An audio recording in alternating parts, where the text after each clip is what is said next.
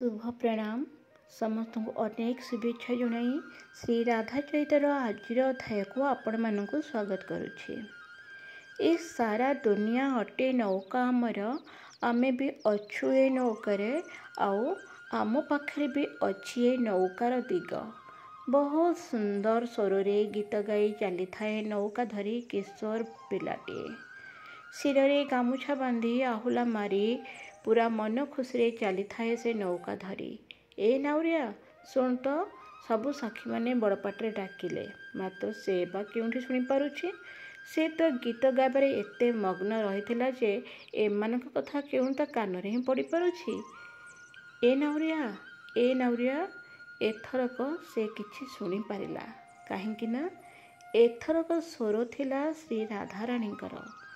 हाँ हाँ कौन मते किछि कहउचंदी कि जोर स्वर रे नाउरिया पचारि थिला। हाँ हाँ तुमको ही कह जाउछि प्रथमे एठाकू तो आस श्री राधा कहले। ठीक अच्छे मु पहुँची गल तुम पाखे। दुई चार थर आहुला मारी पहुँची गला से नाउरिया श्री राधा पाखरे। अच्छा आमको बरसना जीवार अच्छी आमको पहुँचाई देव ललिता सखी पचारि थिले। एत बड़ विचित्र नाविक अटे मु पचारुछि से मते न अनै से राधाराणी को अपलकन देखी चलछि। ललिता सखी व्यंगात्मक भंगी टिके गाली मध्य करदेले। नाउरिया भी कहला हाँ मोर भी समय नहीं केवल ये डाकिले बोली मु आसली नचेत मु भी जाउछि। ललिता सखी टिके स्थिति के संभाली नरमे के अनुरोध करबा भंगी कहले ए नाउरिया आमको टिके पारी कर देबु। हाँ एपरी कह जाए। हौ हौ एते कथा को न बढ़ाई आम को टिके नदी पार कर दियो। किशोर नाउरिया डेई पड़ी नौकारु तलू ओह्लाई पड़ला। बसी पड़तेबे श्री राधाराणी को टिके अनाई अन्य सखी मानू से कहला। सखी माने जेपरी चढ़ा निमंते प्रस्तुत हो गले तुरंत पुणी अटकाई दे से किशोर कहला अटके जाओ। अरे एबे पुणी हैला कौन आम द्वारा पुणी कौन भूल है। मो नौका बहुत सुंदर और परिष्कार अच्छी तुम्हें मैंने चढ़ी बसले ना सबू धोई जाई अपरिष्कार हो से समस्ते पाद धोई सारा पर ही जाई बसी पार मो डंगारे। समस्त सखी माने चलिले निज पाद प्रक्षालन निमंते जमुना को। ना ना ना एपरी नुहे मु समस्त पाद निजे धोईदेवी। ए किपरी कथा। हाँ मु धोईबी समस्त पाद जिद्दी करिबारे लागिला किशोर नाविक। हौ ताहले समस्ते पाद धोई सारिया परे सखी माने कहले श्री राधा को चलो एबे डंगा उपर को। ना ना अटकाई देला से किशोर नाविक। मु निजे तांको पाद घसी घसी सफा कर सारा परे जाए।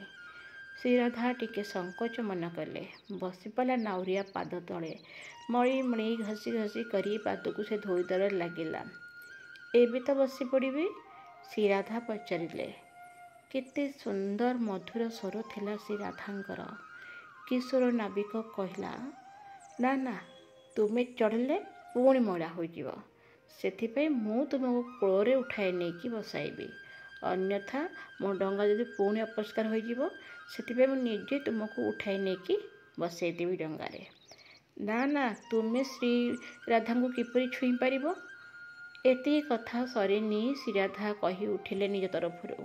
हाँ ताकू धरिबा को दियो छुईबा निमंते अनुमति देइथिले श्री राधा। एबे तो चला नौका सखी माने पुणी अनुरोध कले। श्री राधा को देखी देखी से नौका चलाई थिला से किशोर नाउरिया। देख राधा ता मन रे किछि एपरि कपट भरिकी रही मात्र तुमे ता प्रति देख नाई से तुमको अनेकी रहुछि।